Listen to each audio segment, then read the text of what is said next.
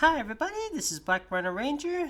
Here I am doing yet another commentary of my birthday countdown animations I did last year. And this time we're on another late entry, which is 2018. Due to a party I had the other day, I had to delay one of my animations for a later date, and unfortunately the 2018 one also had to be delayed. And that one was for a different reason. Allow me to showcase to you why is the reason I had to delay that part. But for now, let me tell you a little something about what happened to me in 2018. One of my cousins on my mother's side got married. It was my oldest cousin on my mother's side that got married, and I was very happy for him. He was like one of my closest cousins. In fact, on my mom's side, my cousins are the closest to me. Oops, sorry about that. And what happened in 2018 for what is my most favorite cartoon? Oddly enough, 2018 is also the year I'm not in love with any cartoon of 2018. But there are some that came super close in 2018. So I thought the closest would be for me is Harvey Street Girls or Harvey Girls Forever, which is a 2018 adaptation of the Harvey comics. With Richie Rich, and I think I think it was one of, if not an inspiration for Little Lulu or something like that. I don't know. It was a bit of a classic comic art style from the 20s or 30s or 40s. In fact, did you know that Dot over here is a race swapped version of the original Dot of the Harvey Kids comics? Basically, the best way I can describe Harvey Girls Forever is Ed, Ed, and Eddie through a perspective of a little girl. We have the big one who's not that bright. That's Lotta. We have the smart one. That's Dot, and we have the leader with the attitude. That's Andre. In fact, there are quite some number of parallels between Harvey Street Girls and Ed, Ed, and Eddie. Since I love Ed, Ed, and Eddie so much, I consider Harvey Street Girls a close battle. And I wonder what. I'm just thinking about all the possibilities I can do for what would be the final. And never mind. I'm thinking about something else. It's for a different story. Anyways, my honorable mentions would be Big City Greens, which is currently one of, if not Disney Television Animation's biggest show at the moment. If Phineas and Ferb is the SpongeBob SquarePants of Disney Television Animation, Big City Green is what I consider the Loud House of Disney Television Animation, and it showcases, it's mostly comedic hijinks of a farm. Of a little bit of a town mouse and country mouse type of vibe thing. Also, if you're sour that Amphibia and the Owl House didn't showcase some outsiders on exploring on Earth enough, try imagine the Hex Squad students or the planters in the shoes of the Greens. Like, imagine Amity having the role of Tilly. Imagine Hop Pop having the role of Cricket's dad. And there's try imagining that, because a Big City Green, the crew members did have some association with Amphibia and the Owl House. And heck, Cricket's voice actor, who's also the creator, he also had a role in the Owl House as a Titan Trapper. Anyways, my other honorable mention is Cupcake and Dino. It can be annoying at times. It's not great, but definitely a better use of the breadwinners plot. Yes, I find Cupcake and Dino a much better take on the breadwinners type of um, synopsis. It has better animation, better looking characters, and a better use of stock imagery. Again, it's not great, and it can get annoying at times, but definitely more chilling than, say, Breadwinners, which I think was a bit too much. Disenchantment, made by the same guy who made The Simpsons and Futurama. Show a bit more story driven, not as comedic, but still pretty, and I find it a nice way of Matt Groening to do a story arcing show rather than having it pure episodic. And finally, Rise of the Teenage Mutant Ninja Turtles. Fun fact: a fan of mine actually did work on Rise on the Teenage Mutant Ninja Turtles, and having to watch this, it's definitely a bit different from the previous versions. The characters are all different sizes and even different species, but I had a lot of fun with them. It has a nice way to showcase the comedic side of the Turtles. In fact, Ninja Turtles was almost always a comedy, even though the comics were a bit darker. But the Ninja Turtle franchise overall is usually more comedic, like in the '80s cartoon. And even if it's darker, like in the 2003 one, or a bit of a both in between, like the 2012 one. But I think Rise of the Teenage Mutant Ninja Turtles ups the silliness, and I think and I do like the art style with the edges and stuff like that. And also, what is my most favorite animated film of 2018? Spider-Man Into the Spider-Verse.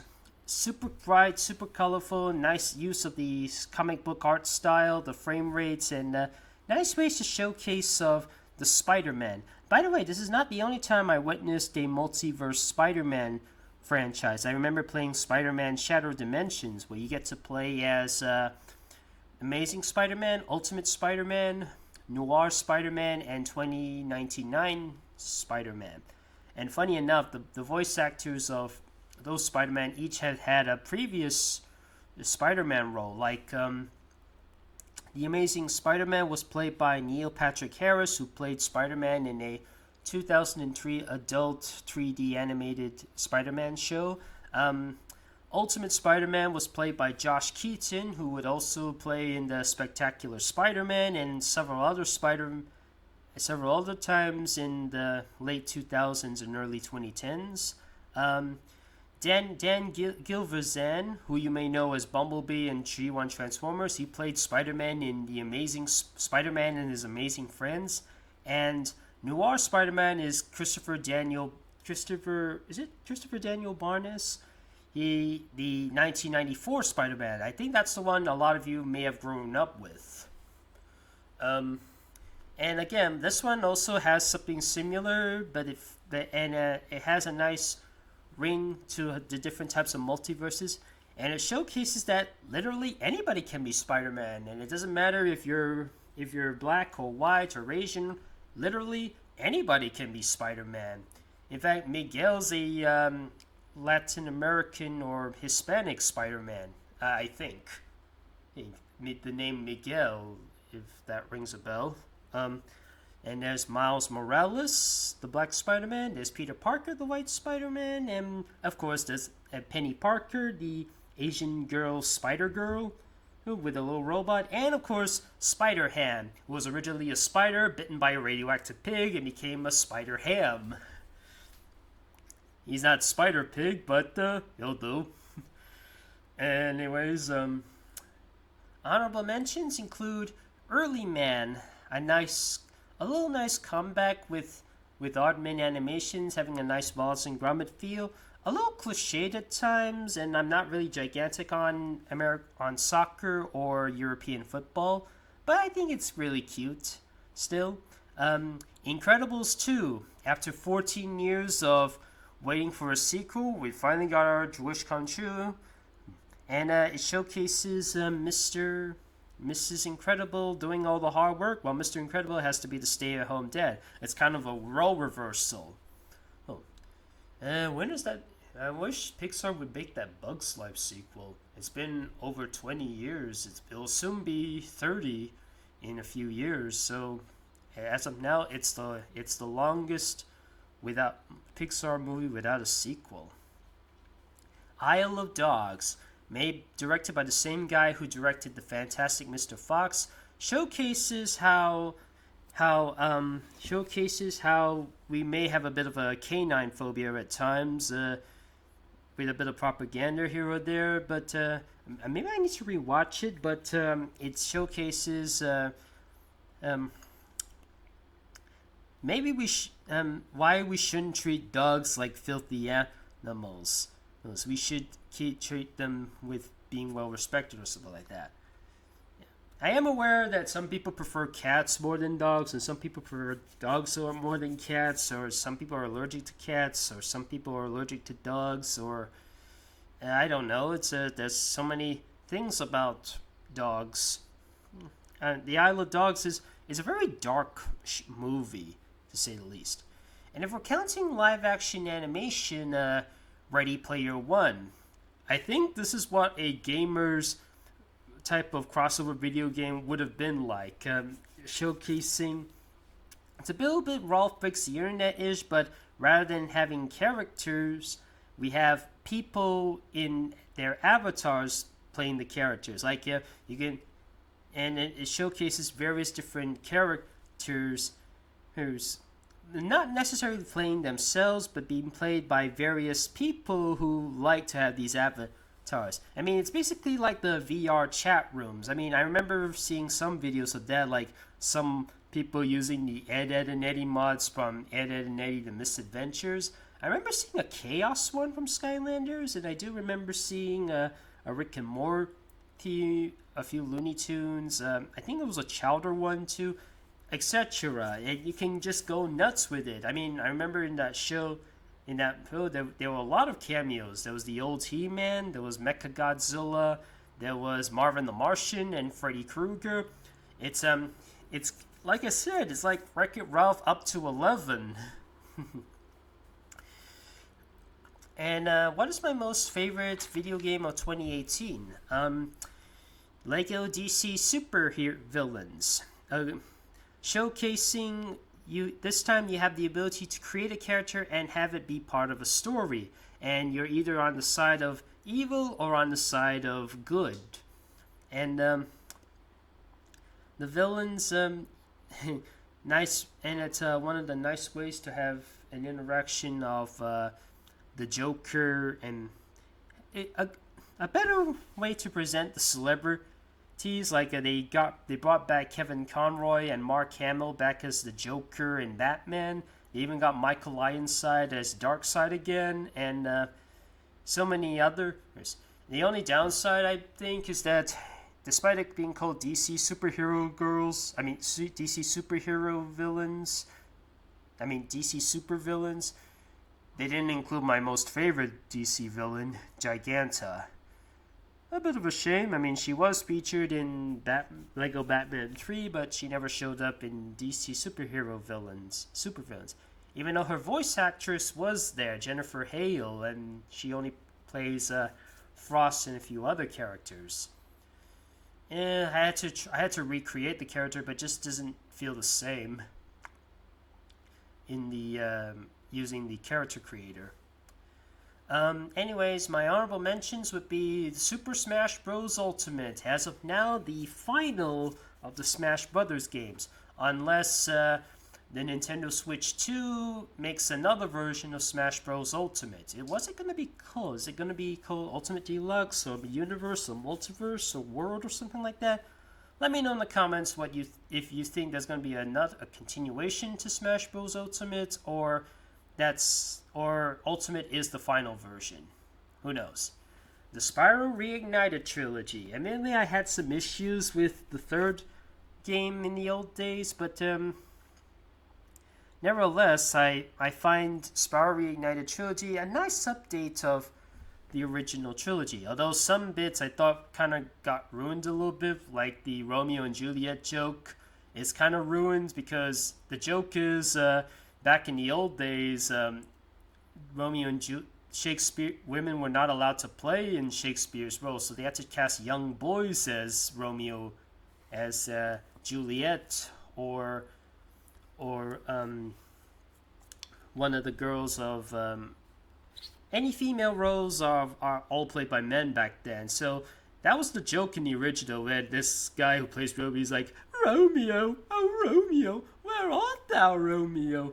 In the later version, they just replaced it with a female, completely missing the idea of the joke.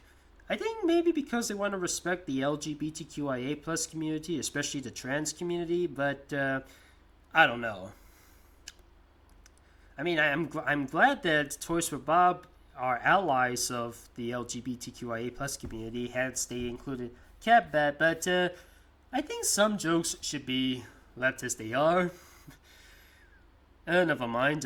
Anyways, Jurassic World Evolution, a great update on Operation Genesis, and has a nice range of dinosaurs.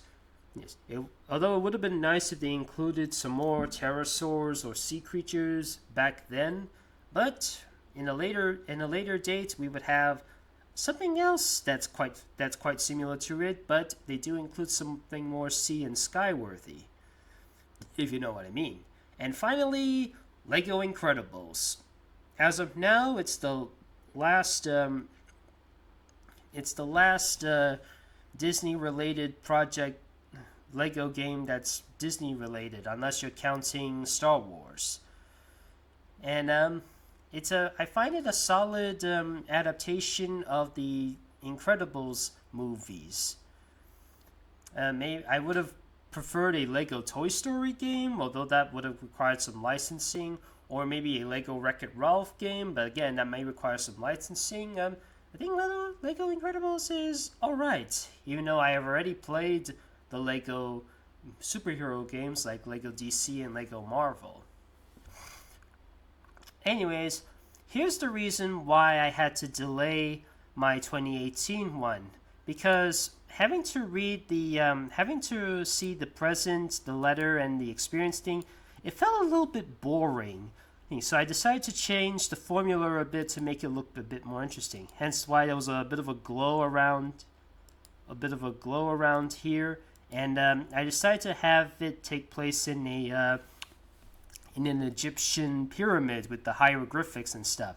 Here's Dot with the little fire thing, and here I am, and we're both wearing the explorer hats. And by the way, I added in these little things to give people a bit of a clue on whatever mixture of words I showcase. For example, this bull here, which is like a Chicago Bull, which is a basketball team, and an eye, and it calls a bullseye. And there's I think I made a bit of an error with this one. It says here lizard minus b equals that. I meant lizard plus b equals blizzard. I forgot to add in the plus there. Why did sorry about that. And over here, I actually decided to pinch a font from Gravity Falls, doing the Bill Cipher decoding thing. It's not the letters thing, but it was a different type of hieroglyphics of Bill Cipher. And I'm using the Bill Cipher decoder. Also, have you figured what these are about? These other glyphs? If you haven't, let me tell you what they are. It says here diner, or dining, like dine. No, as in the no sign, and soar, as in cutting the saw. Now say it together quickly. Dine, no, soar. Dinosaur, dinosaur, dinosaur. And then over here is being loud, and it's a house. Loud house, loud house. Or there's a picture of an owl. House, owl, house, owl, house. And over here is a picture of a sponge, and a picture of Bob the Builder, and a picture of a square, and a picture of pants. sponge, bob, square, pants. And over here is a picture of a star and a picture of a butterfly. Star, butterfly, star, butterfly. Over here it says here brain, or another word for it is mind. And the person is swearing a bit, so he might have said the F word. So this is probably going to mean mind. Pardon my language, but gives you a bit of a clue on that. So after decoding the Bill Cipher decoder, the letter is from Tesla Furry. It must have gotten the name from Nikola Tesla with the electricity. What is your favorite vacation memory? And look, some more hieroglyphs. It says here radio, and this is my attempt to try and create Lady Gaga. So Radio Gaga. And here's a picture of a lion, and there's a crown, which probably means king. Lion King. That over here is a hand that's raising its pinky, and it says brain. Pinky and brain. There's a crocodile over here, and there's a picture of a rock. Crocodile rock. And then there's a dead person, and there's a pool. A little pool. Dead pool. Dead pool. So I mentioned that I have a lot of vacation memories. And I said that I wish I could go on a vacation right now after witnessing my grandmother's passing. In fact, me and my family like to vacation a lot. And suddenly, a trap has been set. It's about to fall on me, but something happened. So this one I think a lot of people missed, but it goes something like that. You see that little string over there that just appeared? Here, see it again, and it just pulled them. I know it was for a split second, but that's how it happened. That's how it went. Yeah, it was pulled by Spider Ham. And also, I made a bit of an error on this part. That this wall is differently colored in one scene. It's the Bill Cipher thing. There's a bit of a window for some light, and then the colors are changed. And it says here octagon minus Gon, that little dinosaur who you might have seen in Tekken 3, and plus cat. It's Octocat. Or no wait, Octopus. Puss as in pussycat. The favorite of 2018 is Rise of the Teenage Mutant Ninja Turtles. I didn't have time to have my thoughts on it because I heard a noise. Anyways, these are the last of the hieroglyphics, or maybe it's another one later, but it says jaw, a picture of a lower jaw, and something's broken. Is it a jaw breaker? And here's a picture of Pooh and a picture of a bear. Pooh Bear. A Pooh Bear! Oh, why? What a pleasant surprise. And here's a picture of the world. There's a picture of somebody who's wide, and a picture of a spider's web. The World Wide Web. Rolling Rock or Rockin'. No, wait. Rolling Rock or something like that. I kind of forgot about that part. And then there's Rolling Stones. That's it, Rolling Stones. And over here is a picture of a cow and a picture of a character with a male symbol. So it must be a cowboy. And this one is an up or top and gun, like Top Gun. And something spooked me. It's a mummy of 2018 Raphael. And I see here there's a cat dog, Hot Wheels. And suddenly I got teleported from the tube boom by Darkseid. We escaped, and the mummy Raphael is sad. And there's either Spider-Man or Batman and Donkey Kong. And originally I was going to have this moment where Raphael has a bit of pizza and then throws it towards me while eating it. It's a little bit of a reference to the 1987 Ninja Turtles intro, which was also referenced in Injustice 2 and the Transdimensional Turtles episode of the 2012 Turtles. So anyways, that's my commentary on the 2018 one. I'll see you all in the next one. I hope you enjoyed this video.